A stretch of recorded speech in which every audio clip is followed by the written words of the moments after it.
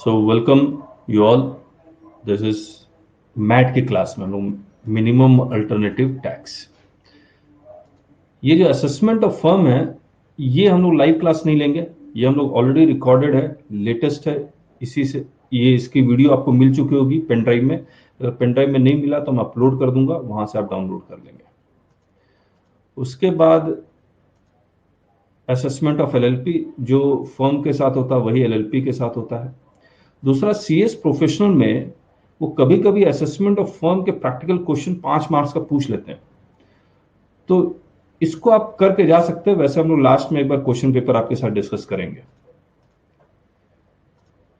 अब ये है मिनिमम अल्टरनेटिव टैक्स. इसका हमने बहुत कुछ चेंज किया है, तो मैं अभी आपको दिखलाता हूँ. आप है ना, रिकॉर्डिंग आपको मिली जाएगी, आप रिकॉर्ड भी कर लेना और धीरे धीरे अगर कोशिश करके लिख भी लीजिएगा. इसका सारा हमने पीपीटी भी बनाया हुआ है. मैं सबसे पहले बताता हूँ मैट का कॉन्सेप्ट है क्या. अगर आप मैट देखेंगे तो मैट जो वर्ड है मिनिमम अल्टरनेटिव टैक्स, ये पूरे इनकम टैक्स एक्ट में यूज ही नहीं किया हुआ है. और ये कॉन्सेप्ट आया क्यों और इसका नाम है क्या. देखिए इसका नाम है मिनिमम, यानी कम से कम इतना टैक्स तो लेंगे ही लेंगे. अल्टरनेटिव, अल्टरनेटिव का मतलब टैक्स, कोई अल्टरनेटिव, कोई दूसरा method of computation of income और कंप्यूटेशन ऑफ टैक्स है, तभी तो ये अल्टरनेटिव निकाला गया. I have a choice, therefore there is an alternative. और वो दूसरा method of computation of tax कौन सा है जो आप इनकम टैक्स में पढ़ते हैं? Tax on total income. यही तो मेथड है. तो शुरुआत के दिनों में क्या हुआ? Yes, alternative of regular tax, इसको हम लोग रेगुलर टैक्स बोलते हैं. शुरुआत के समय में क्या हुआ? वीपी सिंह जी के टाइम का समय है. He was one time finance minister and फिर किसी दिन प्राइम मिनिस्टर भी बने. उन्होंने जब फाइनेंस मिनिस्टर बने थे, ये 84-85 की कहानी है, तो इनकम टैक्स में बहुत सारी छूट थी बाय वे ऑफ डिडक्शन और एग्जेम्पशन. ठीक है. अब मान लीजिए एक छूट मैं बताता हूं, एक सेक्शन 80I बी है जो ये कहता है अगर आप बैकवर्ड इंडस्ट्रियल एरिया में इंडस्ट्री लगाएंगे, बैकवर्ड इंडस्ट्रियल एरिया में इंडस्ट्री लगाएंगे तो आपके प्रॉफिट्स का 100% प्रॉफिट का डिडक्शन मिलेगा. उसी तरह से आईए है इंफ्रास्ट्रक्चर के लिए, आईसी है नॉर्थ ईस्टर्न स्टेट्स के लिए, आईडी, 10AA, इस तरह से बहुत सारे एग्जेम्पशंस या डिडक्शन थे इनकम टैक्स में, और अभी भी है. जिसके कारण आपका मान लीजिए पीजीबीपी की इनकम 10 करोड़ है और you are eligible for deduction under section 80I B. कितना? 100%. तो आपका टोटल इनकम कितना हो गया? 0 हो गया. टैक्स कितना हो गया? 0 हो गया. करेक्ट है? हाँ या ना? अब जैसे ही टैक्स 0 हुआ, गवर्नमेंट की रेवेन्यू कम हो गई, और ऐसी कंपनी को हम लोग जीरो टैक्स कंपनीज बोलते थे. Zero tax companies.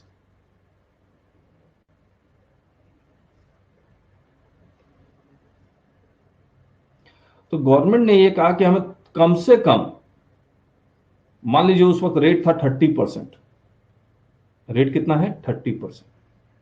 तो गवर्नमेंट ने कहा हमें कम से कम कुछ तो टैक्स दीजिए आप. चलिए शुरुआत के समय में मान लीजिए 7.5% दीजिए, लेकिन दीजिए तो सही. तो दिस इज मिनिमम, कम से कम इतना. अल्टरनेटिव रेगुलर टैक्स के अलावा इतना टैक्स आपको देना पड़ेगा. This was MAT. मतलब मैट कंप्यूट मैं किस पे करूंगा? क्योंकि अगर मैं total income as per income tax निकालता हूं वो तो 0 है, मैं 7.5% ऑफ 0 निकालूंगा तो भी 0 आएगा. आपने रेट तो बता दिया, लेकिन प्रॉफिट कौन सा? बोला प्रॉफिट जो कंपनीज एक्ट में निकालते हैं ना, कंपनीज एक्ट में जब आप अकाउंट्स बनाते हैं तो क्या इनकम टैक्स के प्रोविजंस लगा के एटीआई भी ये सब मैनेज करते हैं? हाँ या ना? नहीं करते। बोला कंपनीज एक्ट का जो प्रॉफिट है, जिसको हम लोग कहेंगे बुक प्रॉफिट, क्या कह रहे हैं इसे? बुक प्रॉफिट, उसका रेट, और 7.5% मैंने कहा है अभी, लेकिन रेट आज के डेट में 15% है।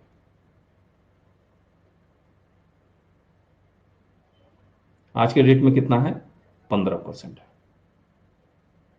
अब मुझे बताइए, अगर मैं आपसे पूछूं, एकेडमिकली है, कभी कोई एग्जाम में क्वेश्चन आने वाला नहीं है, मैट क्यों लेके आया गया?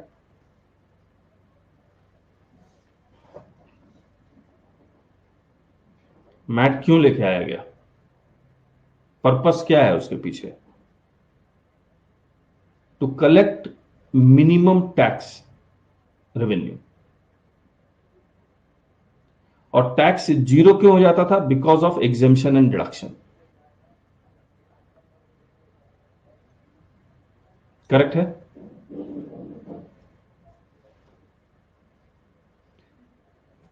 अब आप देखिए, मैट का अगर आप सेक्शन पढ़ेंगे तो वो मैट का जो सेक्शन है वो 115 जेबी में है।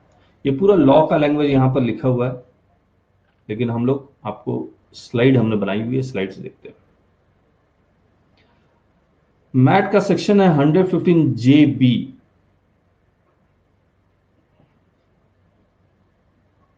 और ये किसको एप्लीकेबल है? To company. और हर एक वर्ड को ध्यान दीजिए, मैं अगर कंपनी कह रहा हूं तो आपके दिमाग में क्या आ रहा है? इंडियन कंपनी या फॉरेन कंपनी या दोनों? दोनों आएगा। तो इंडियन कंपनी और फॉरेन कंपनी दोनों। तो मैट इंडियन कंपनी को भी लगेगा और फॉरेन कंपनी को भी लगेगा, दोनों को लगेगा। वे टैक्स ऑन टोटल इनकम, बताइए टैक्स ऑन टोटल इनकम कौन सा टैक्स है? ये रेगुलर टैक्स है।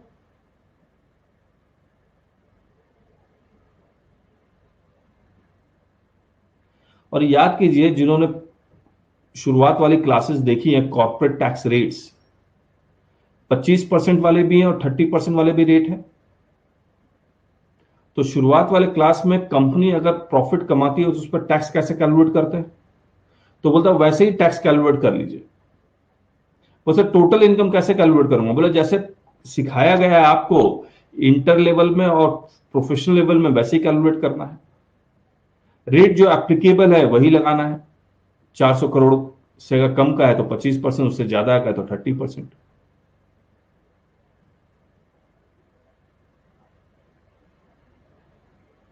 और ये रेगुलर टैक्स आप कैलकुलेट कर लीजिए। फिर बोला कि अगर मान लीजिए ये रेगुलर टैक्स कैलकुलेट करके 100 आता है, लेकिन हमें तो मिनिमम टैक्स चाहिए। मान लीजिए रेगुलर टैक्स आपने 80 आईबी ये सब रिडक्शन दे दिया, उस पर 100 आ गया, टैक्स कितना आ गया? 100। लेकिन अब हम आपको कहेंगे क्या? बुक प्रॉफिट पर 15% लगा लीजिए। मैट भी तो कैलकुलेट करना है आपको। और मान लीजिए आपने बुक प्रॉफिट का मतलब क्या बताया आपको?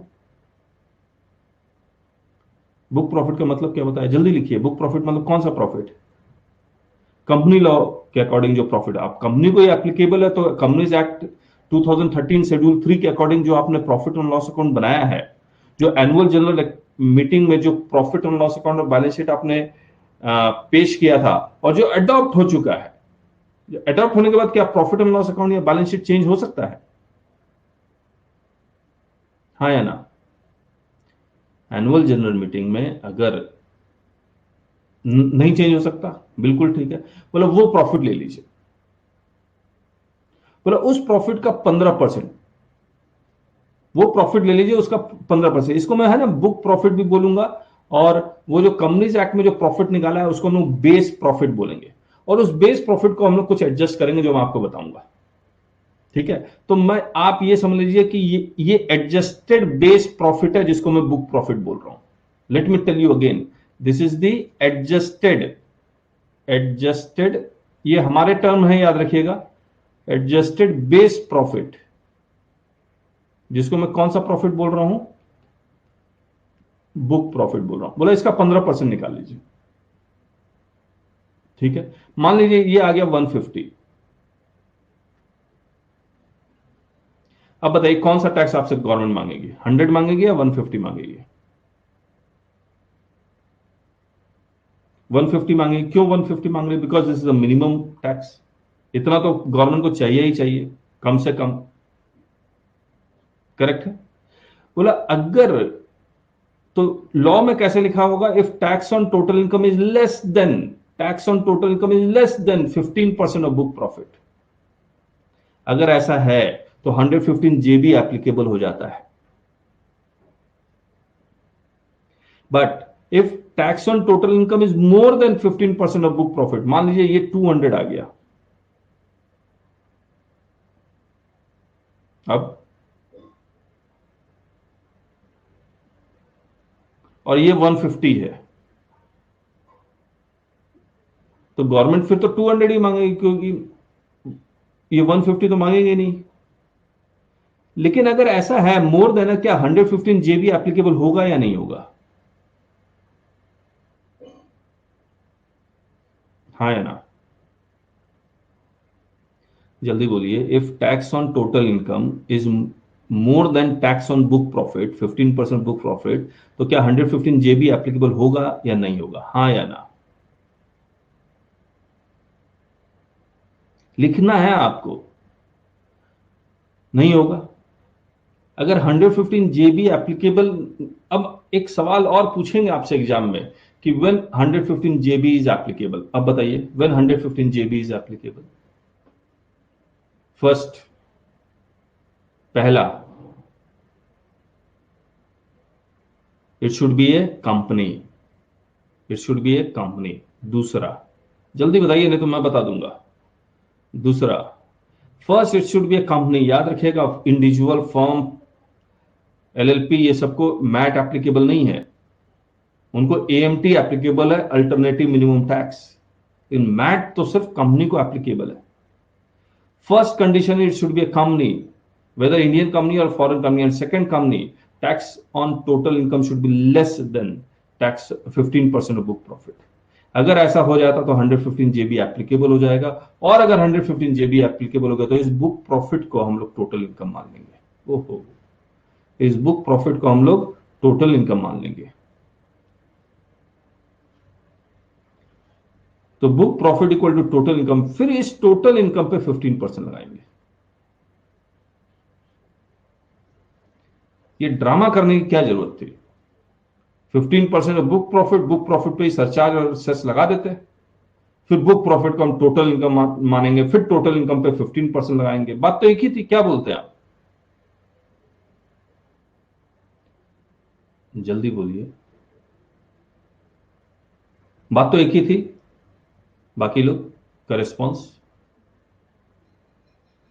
अब आप पूरा इनकम टैक्स एक्ट पढ़ेंगे तो सिर्फ 115 जेबी एक जगह है जहां पर बुक प्रॉफिट वर्ड यूज किया गया है, और पूरे इनकम टैक्स एक्ट में आप बुक प्रॉफिट 115 जेबी के अलावा कहीं यूज नहीं किया गया, न फाइनेंस एक्ट में यूज किया गया। अब हम लोग ये कह रहे हैं कि जैसे 15% ऑफ बुक, इसको अगर ड्रामा नहीं करते, ये ड्रामा नहीं करते, तो सरचार्ज नहीं लग पाता, सेस नहीं लग पाता। दूसरी बात, जब आप ये लॉ पढ़ेंगे 115 जीबी, तो ये लिखता है notwithstanding anything contained in any other provisions of this act, यानी कि entire income tax act override कर गया। जैसे ही entire income tax act override कर दिया, तो सिर्फ एक बॉक्स में डाल दिया गया, आपको एक बुक प्रॉफिट नजर आ रहा है और 15% नजर आ रहा है। सरचार्ज लग नहीं पाता, सेस लग नहीं पाता। तो इसीलिए कहा कि क्योंकि सारा, फिर बाकी जितने भी कंडीशंस आ रहे हैं वो टोटल इनकम के कारण आ रहे हैं, तो इसीलिए कहा गया कि book profit shall be treated as total income, deem to be the total income, जिसके ऊपर 15% लगाएंगे। अब जो सरचार्ज के भी कंडीशन है वो टोटल इनकम के बेसिस पे, बुक प्रॉफिट के बेसिस पे नहीं है कि 1 करोड़ से ज्यादा होगा तो सरचार्ज 7%, सॉरी एक, हाँ 1 करोड़ से ज्यादा होगा तो सरचार्ज 7%, 10 करोड़ से ज्यादा होगा तो 12%। फॉरेन कंपनी में 2% और 5% का रेट है। सेस, हेल्थ एजुकेशन सेस 4% है। आया?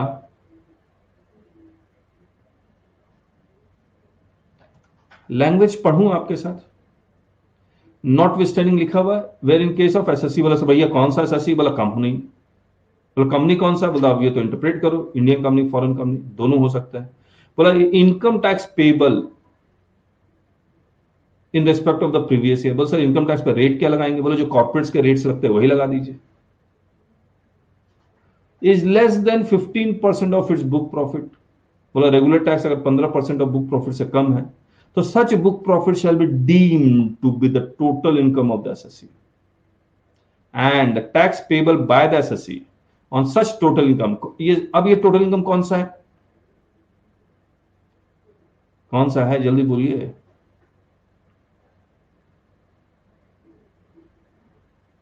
बुक प्रॉफिट है। Shall be the amount of income tax at the rate of 15%। ये पहले 18.5% हुआ करता था, लेकिन अब ये 15% है। आया, अब इस पे सरचार्ज लगेगा, सेस लगेगा, ठीक है। अब फिर इसमें आप कुछ कुछ एक्सेप्शंस बनाने लगे। क्या क्या एक्सेप्शन बनाने लगे, आपको याद है जब मैं कॉर्पोरेट टैक्स रेट बता रहा था तो एक सेक्शन था 115BAA, जहां पर रेट ऑफ टैक्स 22% था, सरचार्ज और सेस कंपलसरी था। एक सेक्शन था 115BAB, जहां पर रेट ऑफ टैक्स 15% था, सरचार्ज 10% और 4% था। यहां पर अगर आपने ये सेक्शंस में एप्लीकेबल होगा तो आपको मैट देने की जरूरत नहीं है, तो मैट एप्लीकेबल नहीं होगा। इंपॉर्टेंट मार्क कर लीजिएगा, इस अटेम्प्ट में नहीं तो अगले अटेम्प्ट में आता ही है, क्योंकि मैं मानता हूं कि कंपनी सेक्रेटरी सो के जाते हैं, जैसे ही अमेंडमेंट आए वो वैसे नहीं पूछते, एक दो बार पूछते हैं। आशीष रिकॉर्डिंग देख लेना। तो ये 115BAA और BAB में अगर है तो ऑब्वियसली मैट एप्लीकेबल नहीं होगा। और ये सेक्शंस जो है BAA और BBB, क्या इंडियन कंपनी को एप्लीकेबल होता है या फॉरेन कंपनी को एप्लीकेबल होता है, जल्दी बताइए। इंडियन कंपनी को, तो इसीलिए इंडियन कंपनी लिखा है, फॉरेन कंपनी को एप्लीकेबल ही नहीं होता है। दूसरी बात, जिस तरह से SCZ है उसी तरह से एक सेंटर है इंटरनेशनल फाइनेंशियल सर्विस सेंटर, जो गुजरात में सेटअप होने वाला है, या शायद सेटअप हो भी गया। तो if there is any unit which is located in international finance service centre GIFT City, yes, तो वहां पर रेट 15% नहीं होगा, फिर 9% होगा, फिर 9% होगा।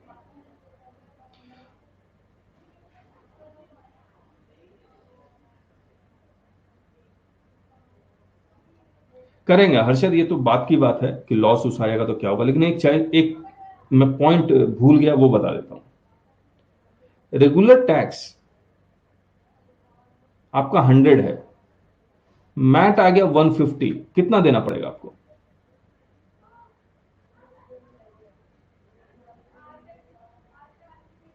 $150 देना पड़ेगा। पता है गवर्नमेंट ने आपके साथ धोखा किया या नहीं किया,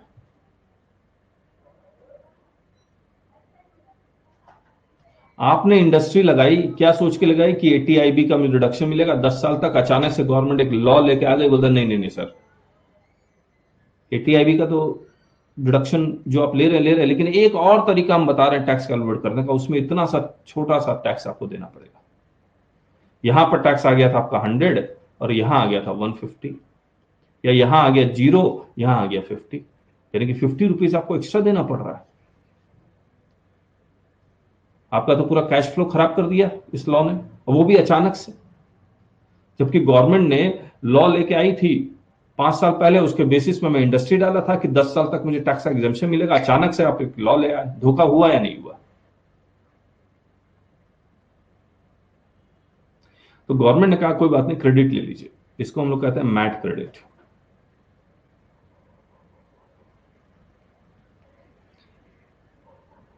क्या होता है ये मैट क्रेडिट, मतलब सर मैट क्रेडिट क्या, कब यूज होगा, कब यूज होगा मैट क्रेडिट,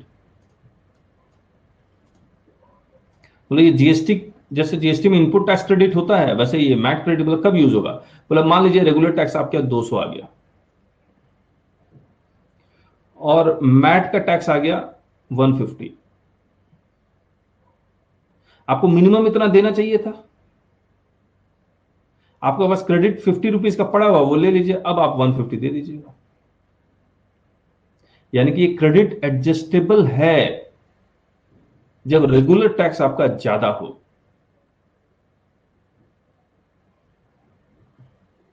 तो दिल को शांति देने के लिए ये क्रेडिट का भी पोर्शन लेके आए, वो शुरुआत में नहीं था, बाद में लेके आए जब कोर्ट जाने लगे लोग। अब आगे, अब आगे तो ये पूरा स्लाइड में हमने क्या बता दिया कि मोटी मोटी बात, मैट कंपनी को एप्लीकेबल है कब, कंपनी को plus when regular tax is less than 15% of book profit, then book profit will be treated as total income, जिसके ऊपर सरचार्ज प्लस सेस भी लगेगा। लेकिन 115 बी डबल ए और बी ए बी पे जिसपे 22% और 15% टैक्स लगता है उस पर मैट नहीं लगेगा। और अगर आपका unit international finance service centre में लोकेटेड है तो 9% लगेगा। बस इतना ही था। इसके बाद बोलो फॉरेन कंपनी पे मैट नहीं लगेगा अगर ये कंडीशंस जो 1 और 2 सेटिस्फाइड हो जाते हैं तो। मतलब फॉरेन कंपनी इंडिया में बिजनेस कर रही है या नहीं कर रही है? अगर फॉरेन कंपनी ने सिंपली एक कोई बिजनेस नहीं कर रही है, एक लाइसेंस ऑफिस इंडिया में खोल के छोड़ा हुआ है, तो क्या आप उसके ऊपर मैट लगा देंगे?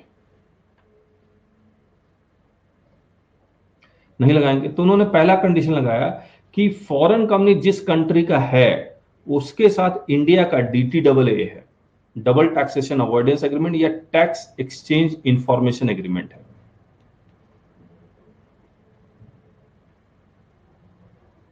और उस फॉरेन कंपनी का इंडिया में पीई नहीं है, परमानेंट स्टैब्लिशमेंट नहीं है एज पर दैट DTAA। और परमानेंट स्टैब्लिशमेंट जो हमने बिजनेस कनेक्शन का डेफिनेशन किया था आपके साथ, उसी के अकॉर्डिंग आपको करना है। और ये मान लीजिए वो बिजनेस नहीं कर रहा है इंडिया में, या लाइसेंस ऑफिस है या एजेंट के थ्रू कर रहा है, मतलब income accrues in India but not through PE P, तो उसके ऊपर मैट नहीं लगाएंगे। जितना उसको टैक्स रेगुलर टैक्स बनता है उतना देना है, लेकिन मैट नहीं देना है। पॉसिबिलिटी है या नहीं बताइए? मैं अपने एजेंट इंडिया में भेजता हूं, याद कीजिए बिजनेस कनेक्शन, मैं अपने एजेंट इंडिया में भेजता हूं, वो ऑर्डर लेता, मुझे भेज देता और फिर मैं ऑर्डर को सप्लाई कर देता हूं। It is a business connection, लेकिन मेरा कोई परमानेंट एस्टेब्लिशमेंट नहीं है, मैंने कोई यहां पर बिल्डिंग नहीं ली हुई है, मैंने यहां पर कोई ह्यूमन रिसोर्सेस नहीं किया हुआ है, but regular income accrues in India, income accrues in India but not because of P, तो मैट नहीं लगेगा। आया?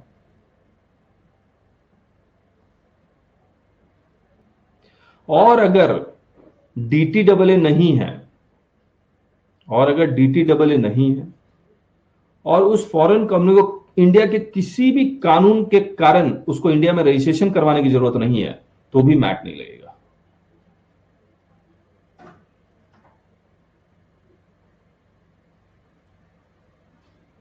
अब ये आप सोच पा रहे हैं नहीं सोच पा रहे? फॉरेन कंपनी अगर इंडिया में कोई बिजनेस करती है तो उसको रजिस्ट्रेशन कंपनीज एक्ट में हो, कंपनीज एक्ट में तो इनकॉर्पोरेशन होता है, लेकिन बाकी और किसी लॉ में उसको अगर रजिस्ट्रेशन करवाना पड़ गया तो मैट लगेगा।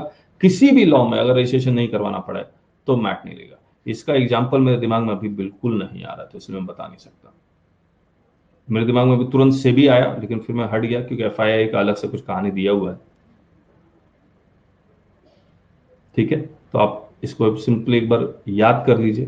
पहला पॉइंट, DTAA है लेकिन पीई नहीं है, DTAA नहीं है तो इंडिया में रजिस्ट्रेशन करवाने की जरूरत नहीं है, तो मैट नहीं लगेगा। ठीक है। उसके बाद उन्होंने जो दूसरा पॉइंट लिखा है, अगर फॉरेन कंपनी इंडिया में पैसा कमाती है, किस सेक्शन में? इस सेक्शन के थ्रू, यानी कि ये बिजनेस से कमाती है। जैसे शिपिंग कंपनी, याद है आपको हमने प्रिजम्पटिव बेसिस ऑफ टैक्सेशन किया था 44B।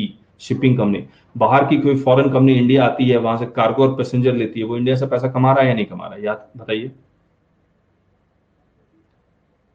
इनकम अक्रूज और राइज इन इंडिया, कितना प्रिजम्पटिव इनकम बताया था? 7.5% of income accrues in India plus foreign income है then deemed to be received in India का 7.5%। 44BB मिनरल ऑयल, अगर मैंने किसी फॉरेन कंपनी को मिनरल ऑयल की माइनिंग का राइट दे दिया है तो उसको प्रिजम्पटिव इनकम है 10%। 44BBA एयरक्राफ्ट और टर्न की पावर प्रोजेक्ट्स, यहाँ 7.5% था, यहाँ 10% था, यहाँ 5% था, यहाँ 10% था। कोई बात नहीं, अगर आपने नहीं देखा वीडियो कोई बात नहीं, लेकिन आप ये याद रखिएगा, these are the presumptive taxation of non residents, यानी कि फॉरेन कंपनीज। और एक presumptive basis of taxation for residents हुआ करता था, ट्रक ऑपरेटर, रिटेल ट्रेड वाला। ये अगर फॉरेन कंपनी का टोटल इनकम कंप्राइजेस, देखिए कंडीशन बड़ा जबरदस्त लिखा हुआ है, solely of PGBP refer to in these sections 1, 2, 3, 4, तो मैट नहीं लगेगा। फिर से बोल रहा हूं, where foreign company total income comprises solely, सिर्फ इसी का इनकम है तभी मैट नहीं लगेगा, लेकिन इसके अलावा कोई और ट्रेडिंग ये सब कर रहा है तो मैट लग जाएगा, लेकिन सिर्फ यही है तो मैट नहीं लगेगा। करेक्ट। और फॉरेन कंपनी पे रेट क्या था? फॉरेन कंपनी पे रेट ऑफ टैक्स क्या है? 40%। तो हमने यहां पर 25 और 30 लिखा, 40 भी तो लिखना है।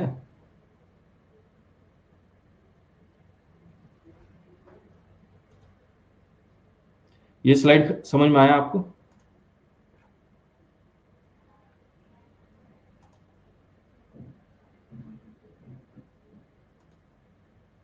चलिए, अब एक बात बताइए, पहले स्लाइड में कर लिया कि भैया कंपनी होनी चाहिए, रेगुलर टैक्स लेस देन 15% है तो मैट लग जाएगा। बुक प्रॉफिट मतलब कौन सी प्रॉफिट? Adjusted base profit. बोला सर बेस प्रॉफिट कौन सा? बोला कंपनीज एक्ट के शेड्यूल 3 में जो आपने बनाया वही बेस प्रॉफिट है। करेक्ट है। अब 115J मैं आपको दिखला देता हूं, ये 115J सबसेक्शन 1, उसके बाद कई जगह एक्सप्लेनेशन ये सब में ये सारी बातें लिखी हुई थी जो हमने यहां लिख दी है। ठीक है, ये 44BB और हमने हेड नोट से इस तरह से लिखा हुआ है ताकि आपको बार बार पीछे देखने की जरूरत ना पड़े कि ये सेक्शन किसको रेफर करता है। इसके बाद आते हैं हम लोग सबसेक्शन 2 में।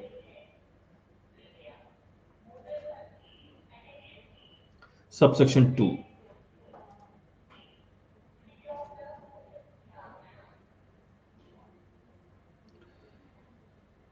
मुझे एक बात बताइए, मुझे बुक प्रॉफिट पे 15% निकालना, करेक्ट है?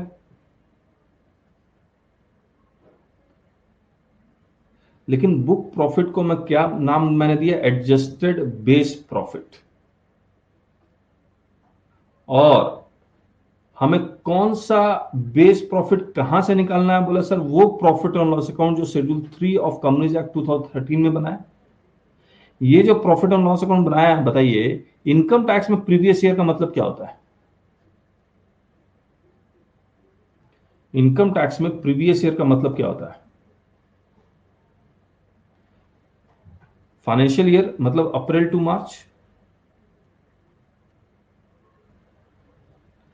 कंपनीज एक्ट में भी अप्रैल टू मार्च होता है, हाँ या ना?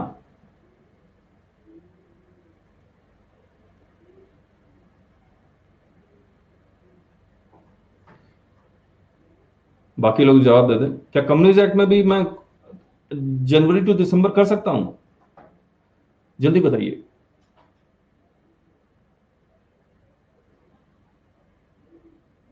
राहुल नो कह रहा है, मुझे भी नो याद आ रहा है, पहले कर सकते थे, मुझे लगता है अब नहीं कर सकते। Correct me if I am wrong. If NCLT approved, नहीं जनरल बता दिए, जनरल। इन जनरल मुझे मन कर रहा अप्रैल जनवरी टू दिसंबर, होली से होली, दिवाली से Diwali. Is it possible? Right now not possible, अब तो चेंज हो गया, अमेंडमेंट आ गई, बहुत पुरानी बात है। Generally no, generally no, correct. तो इसका मतलब मैंने जो profit and loss account April to March बनाया वही मैं कंपनीज एक्ट के accordingly profit and loss account बनाऊंगा। अच्छा, जनरली होता क्या है? What is the last date of AGM? हर कंपनी का लास्ट डेट ऑफ एजीएम क्या होता है?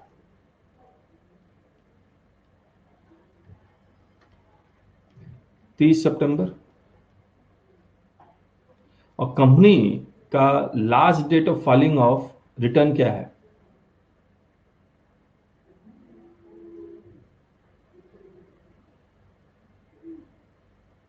जिनेश जी?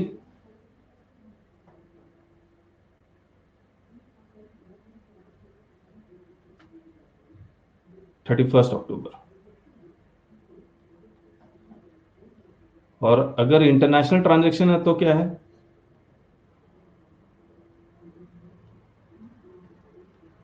30 नवंबर, यही तो है।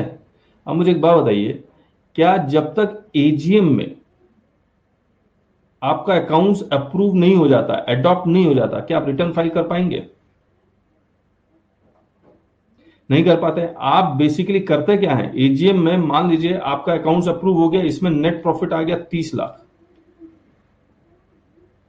फिर आप जब इनकम टैक्स की प्रॉफिट निकालते हैं तो इसी नेट प्रॉफिट को तो एडजस्ट करते हैं। ये आपने जो प्रॉफिट एंड लॉस अकाउंट बनाया होगा या बैलेंस शीट बनाया होगा, वो accounting standards, accounting policies, depreciation का जो रेट लिया होगा वो कंपनीज एक्ट का लिया होगा कि इनकम टैक्स का लिया होगा? कंपनीज एक्ट का लिया होगा। तो ये सारा, यानी कि कंपनीज एक्ट में अगर अकाउंट्स बनाते हैं तो इनकम टैक्स से कोई भी प्रोविजन आप इसमें अप्लाई नहीं करते। मैच जरूर कर सकते हैं,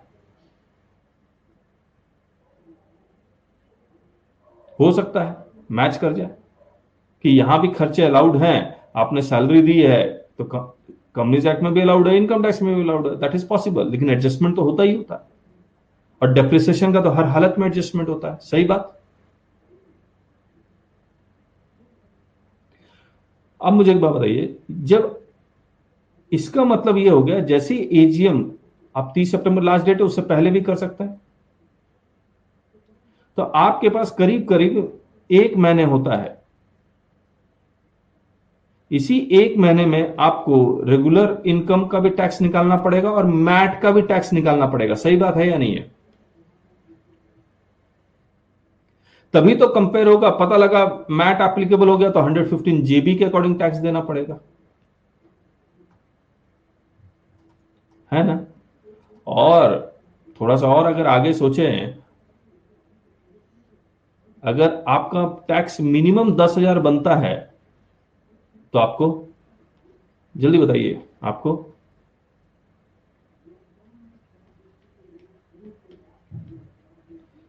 एडवांस टैक्स देना पड़ेगा 4 इंस्टॉलमेंट में। इसका मतलब आपको एजीएम में प्रॉफिट एंड लॉस अकाउंट आपने रखा या नहीं रखा, आपका ट्रांजैक्शन कंप्लीट हुआ या नहीं हुआ, आपको मैट का टैक्स और रेगुलर टैक्स दोनों एस्टिमेट करके एडवांस टैक्स भी देना पड़ेगा। सही बात।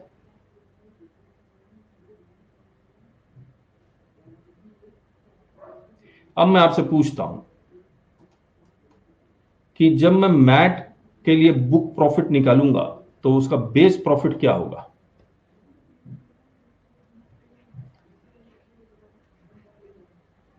Net profit as per companies act, इसी को मैं बेस प्रॉफिट बोल रहा हूं।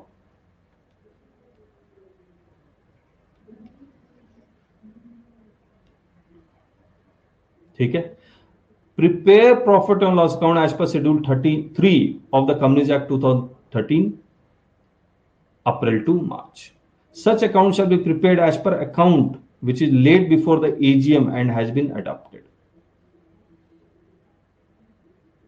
करेक्ट है। अब आइए फॉरेन कंपनी का। क्या फॉरेन कंपनी का प्रीवियस ईयर अप्रैल टू मार्च होगा या जनवरी टू दिसंबर होगा?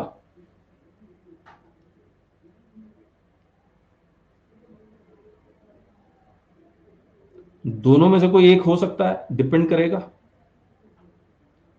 अगर जनवरी से दिसंबर हो गया तो ये फॉरेन कंपनी ने अपने कंट्री के एजीएम में इसको अडॉप्ट किया होगा,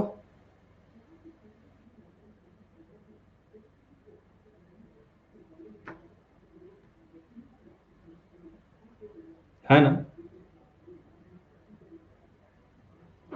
क्या फॉरेन कंपनी को इंडियन कंपनी लॉ के हिसाब से शेड्यूल 3 का अकाउंट्स बनाना होता है या नहीं बनाना होता? यस, वो तो फाइल भी करता है, फाइल भी करता है। और वो जनवरी से दिसंबर के लिए फाइल कर देता होगा।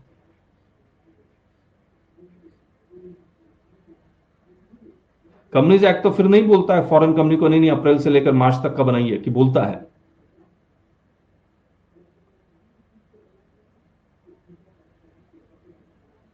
जल्दी बोलिए।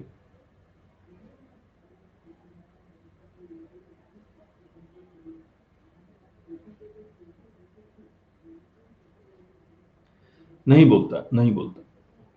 लेकिन इनकम टैक्स को तो अप्रैल से लेकर मार्च तक का ही चाहिए, तो उसको दोबारा बनाना पड़ेगा, दोबारा बनाना पड़ेगा। और वो जब दोबारा बनाएंगे तो ऐसा नहीं है जनवरी से दिसंबर में जो अकाउंटिंग पॉलिसीज ली, अकाउंटिंग स्टैंडर्ड लिया, method and rate of depreciation लिया, वो अप्रैल से लेकर मार्च तक बनाने वक्त चेंज कर दे। That is not possible.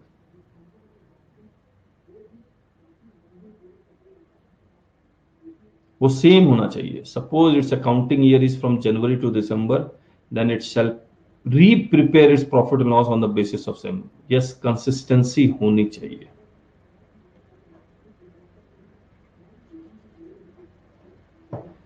सही बात है या नहीं है? उसके बाद एक और वो लेके आए, कहा कि भैया इंश्योरेंस कंपनी और बैंकिंग कंपनीज को क्या कंपनीज एक्ट एप्लीकेबल होता है या नहीं होता? क्या उनको शेड्यूल 3 के अकॉर्डिंग अकाउंट्स बनाना पड़ता है, या उनके रेगुलेटरी एक्ट्स अलग से बनाया हुआ उसके अकॉर्डिंग उनको बनाना पड़ता है?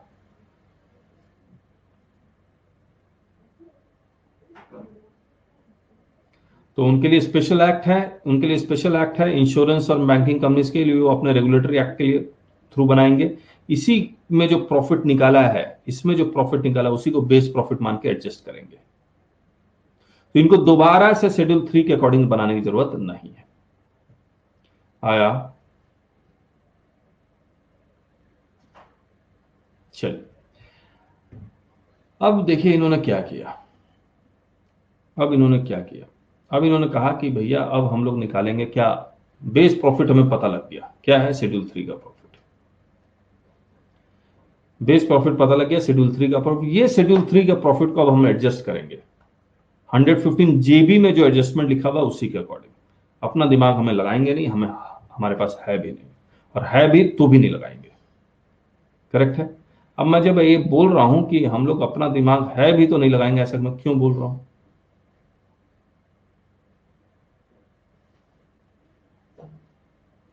वो इसलिए बोल रहा हूं क्योंकि यहां लिखा हुआ है notwithstanding anything contained in any other provisions of this act। यानी कि जो 115 जेबी हमें कहेगा हम यहां पर घोड़े के टाइप का लगा लेंगे, उसके अकॉर्डिंग काम करेंगे। और हमें यह कह रहा है कि यही एडजस्टमेंट करने हैं जो यहां लिखे हुए हैं एक्सप्लेनेशन 1 में, यही एडजस्टमेंट करना है। तो बहुत सारे एडजस्टमेंट लिखे हुए, तो एक एक करके वो एडजस्टमेंट बता देंगे। और ये एडजस्टमेंट ऐसे हैं जो आपने पीजीबीपी में किए थे। जैसे मैं आपको बताता हूं, मान लीजिए शेड्यूल 3 का प्रॉफिट और लॉस अकाउंट मैं आपको दे दूं, तो यहां डेबिट और यहां क्रेडिट और यहां नेट प्रॉफिट निकलेगा, है ना? मान लीजिए यहां पर सैलरी लिखा हुआ है,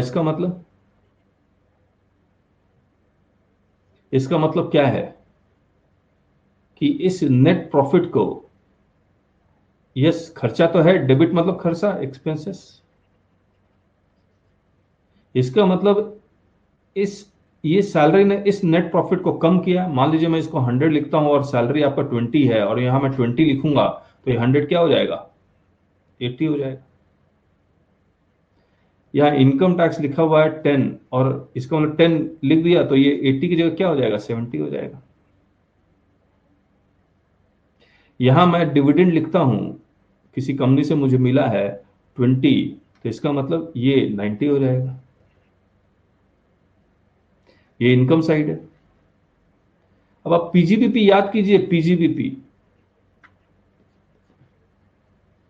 पीजीबीपी में भी तो यही करते थे, नेट प्रॉफिट दिया होता था, आप कुछ प्लस करते थे और कुछ माइनस करते थे इंटर लेवल में। हाँ या ना? आपको accounting profit and loss account दिया होता था, हेलो, आपको accounting profit and loss account दिया होता था जिसमें इनकम टैक्स का कोई भी एडजस्टमेंट नहीं होता था, गलती से भले मैच कर जाए, लेकिन आपको इस accounting profit and loss account में इनकम टैक्स के प्रोविजंस लगाने होते थे। जैसे personal expenses is not allowed as deduction, add back, एकदम सिंपल सा एग्जांपल लूं तो जीएसटी का तभी डिडक्शन मिलेगा जब आप एक्चुअली पे करेंगे। तो एक्रूअल बेसिस में अकाउंटिंग में तो मैनेज कर लेते थे, इनकम टैक्स में जब तक पेमेंट नहीं करेंगे तब तक मिलता नहीं था, इसलिए एड बैक कर देते थे। ऐसा ही तो कुछ किया था, प्लीज बता दीजिए हाँ या ना सारे लोग। 43B correct. अब मुझे एक बात बताइए, जब मैं मैट हमें निकालना, मैट भी कहता है एडजस्टमेंट कीजिए, जो हम बता रहे हैं वही एडजस्टमेंट कीजिए, तो मैट भी क्या कहेगा, ऐड करो या माइनस करो, यही तो बोलेगा। बस अगर माइनस किया हुआ है तो प्लस करने के लिए कहेगा, अगर प्लस किया हुआ है तो माइनस करने के लिए कहेगा, हाँ या ना? ठीक है। अब देखिए क्या लिखा हुआ है, profit and loss as prepared under clause 2 यानी कि 115 JB सबसेक्शन 2, जहां पर कहा गया शेड्यूल 3 के अकॉर्डिंग बनाइए, shall be readjusted either by increasing the profit if subtracted, अगर माइनस किया हुआ है तो ऐड कर दीजिए, और अगर प्लस किया हुआ है तो माइनस कर दीजिए। It is like रिकैलकुलेटिंग the profit of companies act by applying provisions of 115 JB। और और 115 JB के अलावा हमें रेगुलर इनकम पे भी तो टैक्स निकालना है। तो जो हमने इंटर लेवल पे सीखा था, we shall also compute total income by applying the provisions of whole income tax act 1961। तो 115 JB अलग, और 115 JB के अकॉर्डिंग बुक प्रॉफिट कैलकुलेट कर लिया, उसके बाद फिर से दोबारा से एडजस्टमेंट करना पड़ेगा। आया?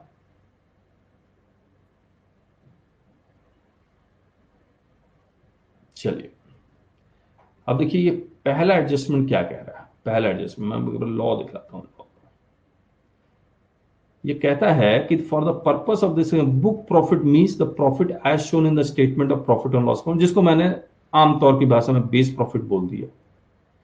For the relevant previous year prepared under subsection 2 as increased bye,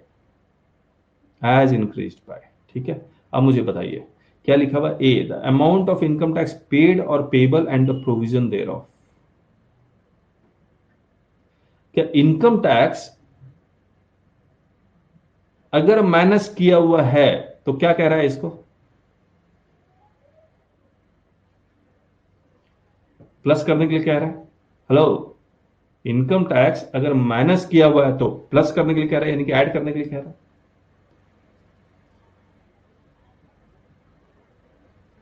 मुझे एक बात बताइए, क्या सरचार्ज और एडुकेशन सेस इनकम टैक्स है या नहीं है? इनकम टैक्स का मतलब पहले बताइए क्या होता है इनकम टैक्स का मतलब।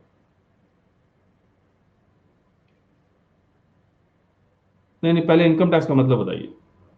As per income tax act, जो भी इनकम टैक्स एक्ट में के अकॉर्डिंग लगेगा दैट इज इनकम टैक्स, बस। अब surcharge education cess income tax act के अकॉर्डिंग लगता है या इनकम टैक्स के बाहर के कोई एक्ट के अकॉर्डिंग लगता है? इनकम टैक्स के अकॉर्डिंग ही लगता है। तो surcharge and education cess is income tax. तो अगर सरचार्ज एडुकेशन सेस अगर माइनस किया हुआ तो उसको प्लस करना पड़ेगा, हाँ या ना?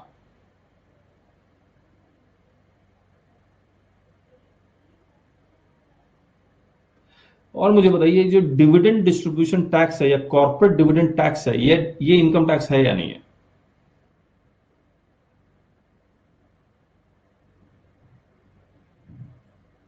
अपर्णा जी, वो भी तो है, वो भी तो इनकम टैक्स 115O में लगता है, वो भी इनकम टैक्स है। करेक्ट है। अगर आप इनकम टैक्स लेट भरते हैं तो आपको इंटरेस्ट देना पड़ता है, 234A, B, C, assessee in default 220, बहुत तरह के इंटरेस्ट आपको देने पड़ते हैं because you have paid the income tax late. Is interest on income tax income tax?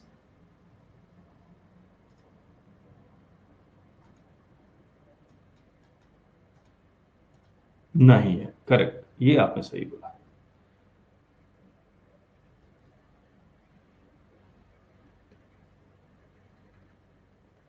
लेकिन एक अमेंडमेंट आई, बोला इनकम टैक्स तो नहीं है लेकिन इसको ऐड बैक करना पड़ेगा,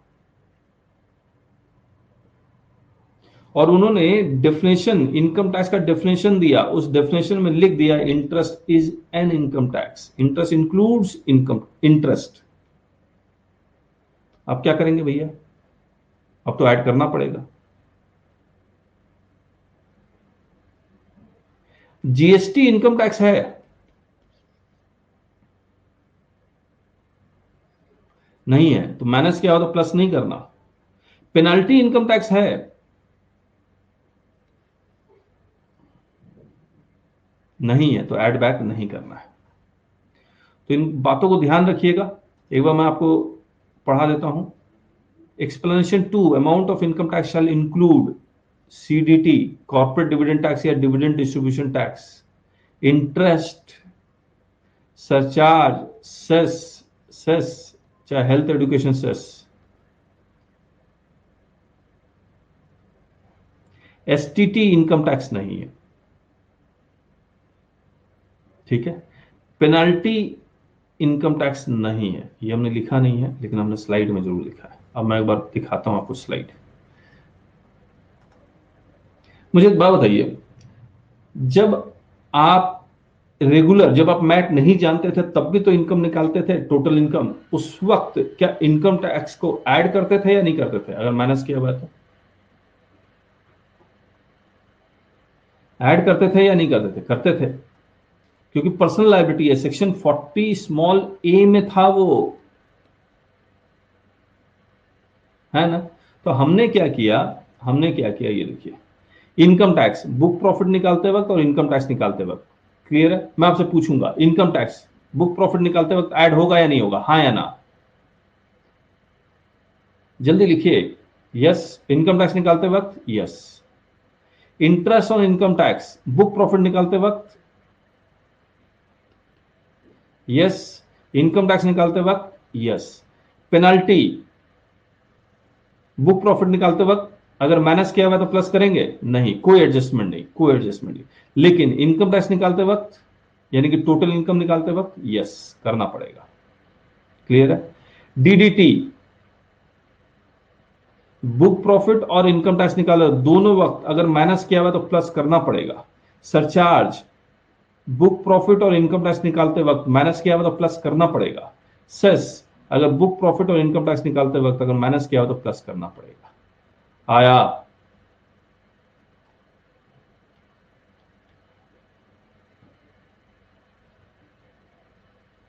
चलिए,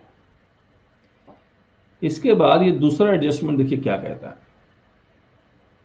the amount carried to any reserve by whatever name called, कुछ रिजर्व के नाम बता दीजिए आप मुझे।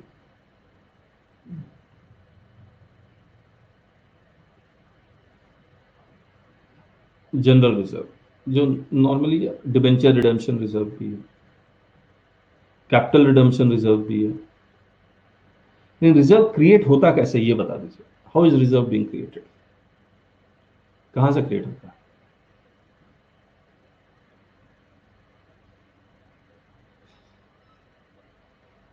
ऑटो प्रॉफिट करते क्यों है, करते क्यों है? जैसे डिबेंचर रिडेम्पशन रिजर्व क्यों क्रिएट करते हैं?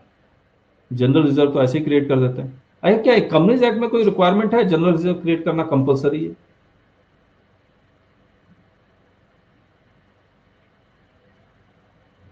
कंपनीज एक्ट में क्या रिक्वायरमेंट है जनरल रिजर्व? यस है, डिविडेंड देने के लिए है। मुझे तो कंपनीज एक्ट पढ़े हुए बहुत साल हो गए लेकिन थोड़ा बहुत याद आया था तो मैं पूछ लेता हूँ। तो जनरल रिजर्व आपको क्रिएट करना पड़ता है, कंपनीज एक्ट में ही रिक्वायरमेंट है। डिवेंचर रिडम्पशन रिजर्व पेमेंट करने के लिए, डिवेंचर को रिडीम जब करेंगे तो आपके पास प्रॉफिट उतना होना चाहिए, नहीं तो पता लगा प्रॉफिट बांट दिया डिवेंचर वालों को, रिडीम करने के पैसे नहीं बचे, है ना। तो देखिए ये क्या कह रहा है, देखिए मान लीजिए आपका नेट प्रॉफिट है 100, आपने जनरल रिजर्व क्रिएट किया 20, डिबेंचर रिडम्पशन रिजर्व क्रिएट किया 20, अदर रिजर्व क्रिएट किया 20, तो आपका नेट प्रॉफिट ऑटोमेटिकली 40 हो गया। आपने बेस प्रॉफिट क्या लिया होगा? बेस प्रॉफिट क्या लिया होगा? अगर ये प्रॉफिट एंड लॉस अकाउंट है शेड्यूल 3 के अकॉर्डिंग तो 40 लिया होगा। अब ये क्या कहता है? बोला general reserve, debenture redemption reserve, other reserve, हर रिजर्व ऐड कर दो, बुक प्रॉफिट के लिए भी और इनकम टैक्स के लिए भी।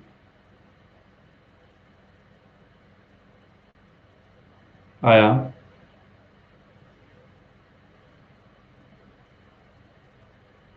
तो सारा ऐड बैक होगा। अगर एक बात बताइए, और अगर मैं ऐड बैक कर रहा हूं इसका मतलब क्या निकल रहा है? मान लीजिए मैंने ऐड बैक करके 100 निकाली है, इसका मतलब क्या निकल रहा है? मैं 15% किस अमाउंट का निकालूंगा? मान लीजिए और कोई एडजस्टमेंट नहीं है, इसका निकालूंगा। यानी कि general reserve, debenture redemption reserve, other reserve, इन सब पे मैट लग रहा है, इस पे 15% मैट लग रहा है।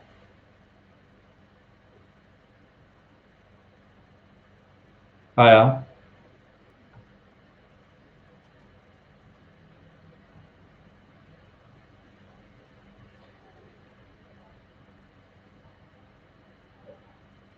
Transfer to reserve done in profit loss account after computing net profit. Correct Harshad, correct. तो यही बातें हमने लिखी भी यहाँ पर। और रिजर्व किसी भी कारण से क्रिएट हो, चाहे आरबीआई ने डंडा कर दिया कि नहीं रिजर्व क्रिएट करना पड़ेगा, तो भी एड बैक होगा। 10AA में डिडक्शन क्लेम करने के लिए आपको 5 साल, फिर 5 साल, फिर नेक्स्ट 5 ईयर्स, यानी कि 15वां साल, 11th to 15th ईयर में अगर आपको डिडक्शन चाहिए तो आपको रिजर्व क्रिएट करना पड़ता, वो भी एड बैक होगा। और अगर आपने एक्सेस प्रोविजन क्रिएट किया हुआ, that is in nature of reserve, ये भी एड बैक होगा।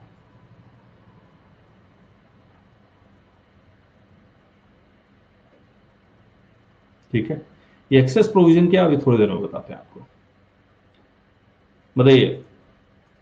ओहो, मुझे एक बात बताइए, कितना एडजस्टमेंट किया आपके साथ? कितना एडजस्टमेंट कर लिए? याद तो करना पड़ेगा ना। पहला एडजस्टमेंट कौन था? कौन सा था? Income tax. दूसरा? दूसरा रिजर्व। अच्छा, दो ही किए हैं? दो ही किए हैं, ओके। तीसरा कर लेते हैं। ठीक है, तीसरा है, ये एक लाइबिलिटीज क्या होती है, पहले यही डिस्कस कर लेते हैं। What do you mean by liabilities? देनदारी।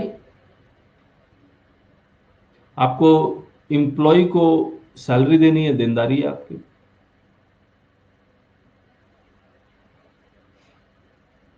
यस हर्षद, उनको भी एड बैक करना पड़ेगा। चलिए, देनदारी, एम्प्लॉय को सैलरी देनी है, देनदारी है या नहीं है? मुझे एक बात बताइए, ये सैलरी की देनदारी कब अराइज होती है?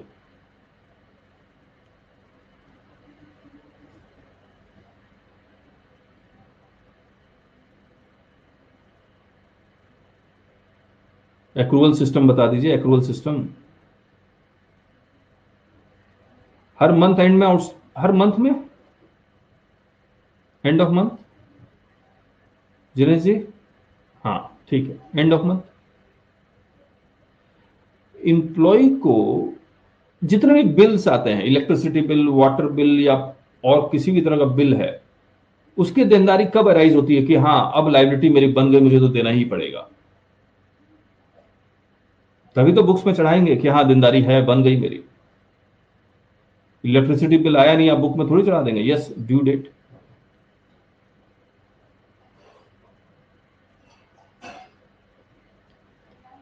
और देनदारी बेसिकली आउटस्टैंडिंग एक्सपेंसेस ही है।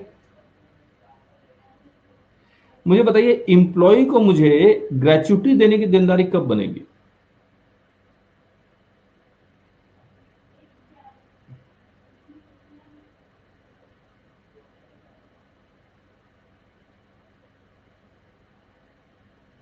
Eight the time of retirement या at the time of death? अब मेरे यहां 5,000 इंप्लॉइज काम करते हैं। किस ईयर में कितने लोगों की डेथ होगी, क्या ये पॉसिबल है जानना? डेथ मान लीजिए 1 2 3 4, अभी तो कोविड चल रहा है, मान लीजिए ये 14 साल, यहां पर अचानक से 100 एम्प्लॉय की डेथ हो गई और मुझे 20 करोड़ देना पड़ा।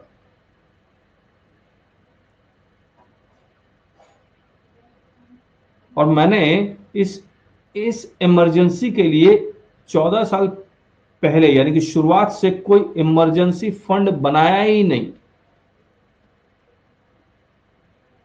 तो मैं तो फंस जाऊंगा। मैं बिजनेस उसी वक्त 20 करोड़ निकालना, कैश निकालना, मेरा तो गया, बिजनेस बंद करना पड़ेगा।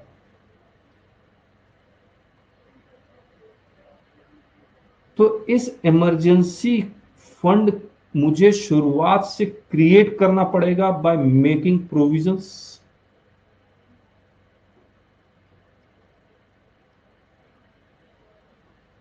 ये मैं प्रोविजन लाइबिलिटी के लिए बना रहा हूं या नहीं बना रहा हूं, हाँ या ना?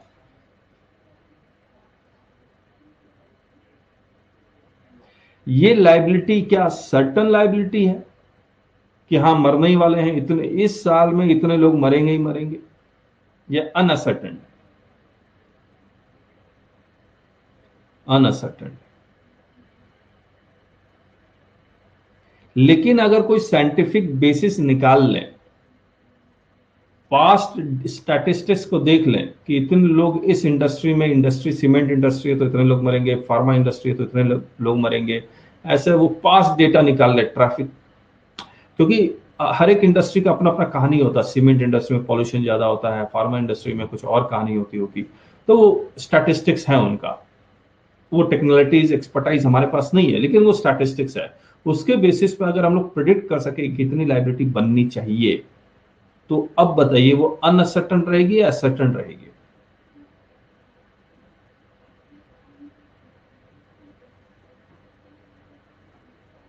बोलिए। असर्टन लाइबिलिटीज बन जाएगी।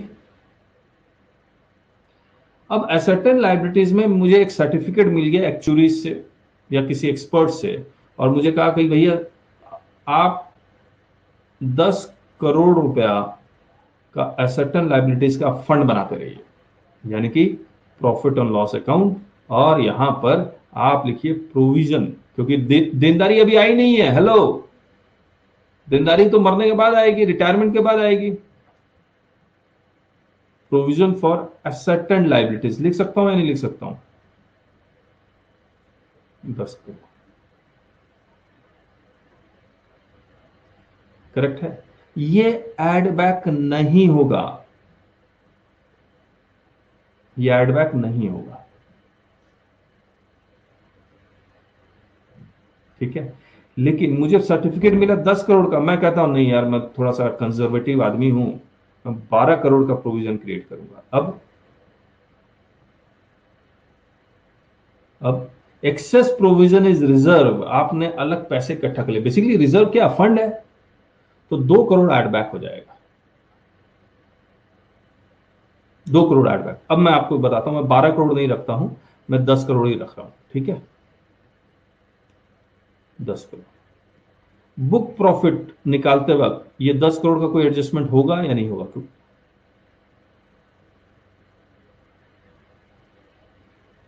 नहीं होगा। इनकम टैक्स निकालते वक्त, रेगुलर इनकम निकालते वक्त, यस, यहां एड बैक होगा, यहां एड बैक होगा। इनकम टैक्स यानी कि रेगुलर इनकम निकालते वक्त तो हर तरह के प्रोविजंस ऐड होते हैं, वहां पर सिर्फ जो लाइबिलिटी अक्रू हुई है वही माइनस होती है। इनकम टैक्स में ये जरूर है कि आप ग्रेचुटी फंड में आप पैसा जमा करवाएं, उन्होंने, आपको याद होगा, इंश्योरेंस कंपनी से आप gratuity fund, approved gratuity fund word use किया हुआ है वहां पर, वहां पर पैसा जाता है, यानी कि वो पैसा आपके कंट्रोल से निकल जाता है। यस, इंश्योरेंस कंपनी करती है ये काम, तो आपके कंट्रोल से अगर पैसा निकल गया तो वो पैसा, अब आप मान लीजिए आप अपने घर में कहते हैं नहीं नहीं 10 करोड़ नहीं है 12 करोड़ है, किसी भी तरह का आप रिजर्व क्रिएट कर दीजिए, जनरल रिजर्व। इस रिजर्व को आप किसी भी पर्पस के लिए यूज कर सकते हैं। लेकिन अगर ये मैंने ग्रेचुइटी फंड में डाल दिया, अप्रूव ग्रेचुइटी फंड में, तो मेरे कंट्रोल में ही नहीं है, उसमें तो पूरा लिखा हुआ है टर्म्स एंड कंडीशन, आप पैसा निकालेंगे तो सिर्फ रिटायरमेंट के लिए या डेथ के लिए निकालेंगे। तो सर्टेन लायबिलिटी हो गई, वो प्रोविजन भी नहीं बना, उसका डिडक्शन स्पेसिफिकली सेक्शन 36 में लिखा हुआ है। अगर एसेटेंट लायबिलिटीज हो जाती तो मैं सेक्शन 37 में जाकर रिडक्शन क्लेम कर ही लेता, फिर तो 36 की जरूरत ही नहीं थी। हाँ या ना?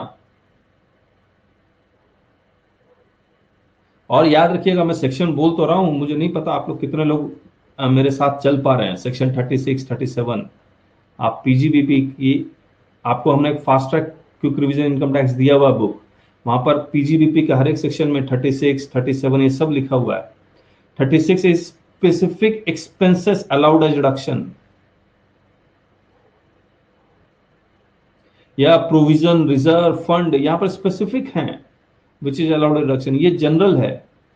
और ये 40A सबसेक्शन 7 ये तो deduction not allowed, unapproved gratuity fund में जमा करवाएंगे तो नॉट अलाउड। तो सिर्फ 36, 37, इनफैक्ट 30 से लेकर 37 जो डिडक्शन अलाउ करता है। काश इंटर में आप लोग मेरे स्टूडेंट होते। 30 से 37 डिडक्शन अलाउ करता है, 40 से लेकर 43B डिडक्शन डिस अलाउ होता है। और डिडक्शन डिस अलाउ भी मतलब रुक जाता है। तो मैं क्लास में हमेशा कहता हूं, ये दिल्ली पुलिस है, ये हरियाणा पुलिस है। दिल्ली पुलिस जाने देगा, हरियाणा पुलिस रोक लेगा। खैर वापस आए, इसको जरूर से पढ़ लीजिएगा, fast track quick revision income tax. और मैट के क्वेश्चन सॉल्व करते वक्त, मैट के क्वेश्चन सॉल्व करते इतना नॉलेज की भी जरूरत नहीं है आपको जो सीएस प्रोफेशनल में आते हैं। करेक्ट। तो ये क्लियर है आपको? अब एक बार लॉ पढ़ते हैं आपके साथ। ये कहता है द अमाउंट और amount set aside to provisions made to meeting liability other than ascertained liabilities, यानी कि अनअसर्टेन लायबिलिटीज का प्रोविजन बनाएंगे, अगर माइनस किया हुआ तो ऐड बैक करना है। हेलो? तो ग्रेचुइटी का अगर आपने बनाया है एज पर एक्चुअरी तो असर्टेन लायबिलिटी है। लीव सैलरी का आपने बनाया प्रोविजन ऑन साइंटिफिक बेसिस तो असर्टेन लायबिलिटीज है। तो इसको बुक प्रॉफिट निकालते वक्त इसमें मैट नहीं लगेगा। अब मैं फिर से बोल रहा हूं, इसमें मैट नहीं लगेगा, इसका मतलब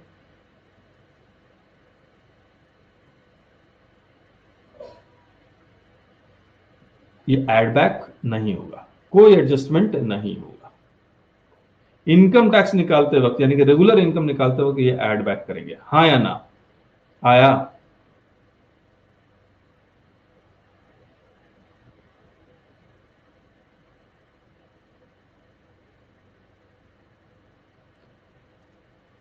चलिए चलिए, तो वही लिखा है, amount set aside for provision for uncertain liabilities. Uncertain liability है तो बुक प्रॉफिट और टोटल इनकम निकालते वक्त यानी कि रेगुलर इनकम निकालते वक्त एड बैक होगा। इन असर्टेन लायबिलिटी निकालते वक्त सॉरी, अगर provision for ascertain liability minus किया तो बुक प्रॉफिट निकालते वक्त कोई एडजस्टमेंट नहीं, टोटल इनकम निकालते वक्त एड बैक होगा। करेक्ट है?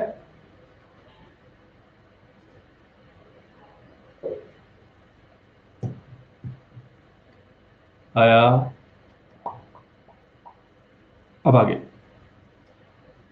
देखिए, सब्सिडियरी कंपनीज का प्रॉफिट या लॉस क्या एक होल्डिंग कंपनी अपने अकाउंट्स में शो करती है या नहीं करती है?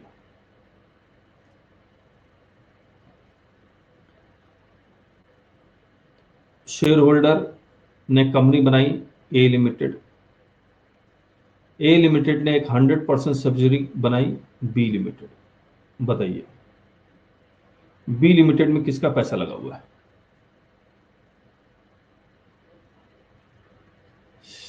Share holder of A limited लगा हुआ है या ए लिमिटेड का लगाया हुआ है?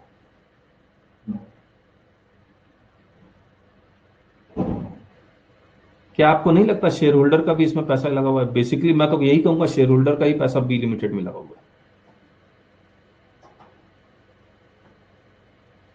है ना? शेयर होल्डर को पूरा अधिकार है बोर्ड ऑफ डायरेक्टर से पूछने के लिए, भैया तुम मेरा पैसा कहाँ कहाँ लगा रहे हो। और इसने 15-20 कंपनियां खोली हुई है। इसका एक शेयर होल्डर है जो मेजोरिटी शेयर होल्डर 49% है या 51% है, लेकिन पूरे लॉट में यही मेजोरिटी है, माइनॉरिटी में मेजोरिटी यही है। अब ये कहता है कि भैया ए लिमिटेड को, ये जितना भी सब्सिडी कंपनी है ना, कंसोलिडेटेड अकाउंट बनाओ, इसका भी प्रॉफिट या लॉस मेरे अकाउंट में ए लिमिटेड में शो होना चाहिए ताकि मुझे पता लग सके।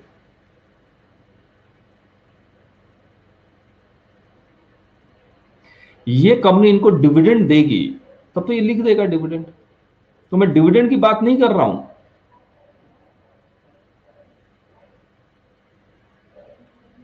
मैं किसकी बात कर रहा हूं?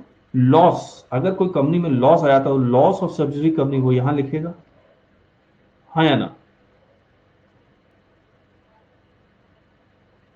क्या ये लॉस ऑफ सब्सिडी कंपनी एक सेपरेट लीगल एंटिटी का है? ये बी लिमिटेड का, ये तो अपने प्रॉफिट पे मैट दे ही रहा होगा कि नहीं दे रहा होगा, या ये अपने प्रॉफिट पे टैक्स दे ही रहा होगा, करेक्ट? अब इसका लॉस आप यहां लेके आ जाते हैं और कहते हैं कि अब मुझे है ना कम मैट देना पड़े। Is it possible? Not possible. तो एड बैक कीजिए प्लस।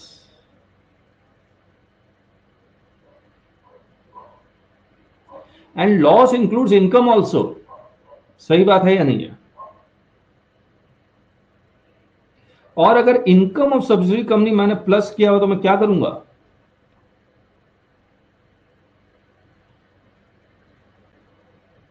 डिविडेंड नहीं है, याद रखिएगा। डिविडेंड देने के बाद यहां प्लस कर दिया तब मैं माइनस कर दूंगा। आया?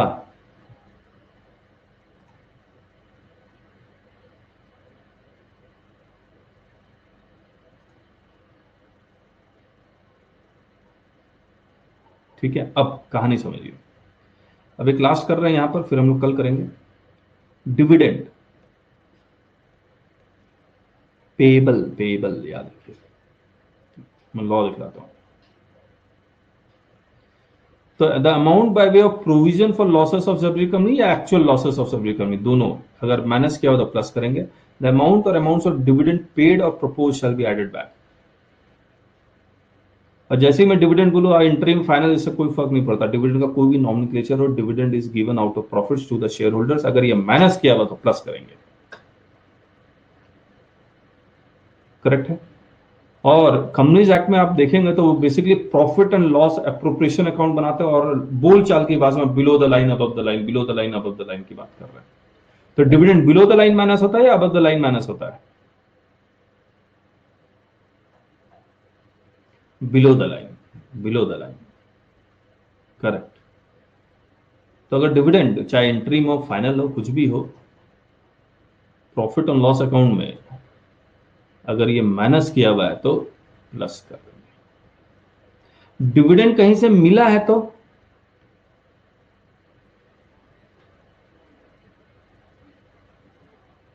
तब कोई एडजस्टमेंट नहीं होगा, कोई एडजस्टमेंट नहीं। तो loss of subsidy company plus plus, dividend plus plus. एक डेफर्ड टैक्स है, मैं नहीं चाहता हूं आप लोग कंपनी सेक्रेटरी के स्टूडेंट्स इतना दिमाग लगाएं। अगर ये लिखा हुआ है तो प्लस प्लस करना है।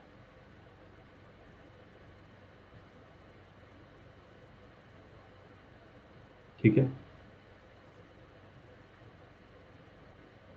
अब यहां से हम लोग कल मिलते हैं आपके साथ। आज के लिए इतना ही, और मैं कोशिश करूंगा ये स्लाइड आज ही आपके साथ शेयर कर दूं ताकि आप रिवाइज कर सकें। So good night to everyone, thank you.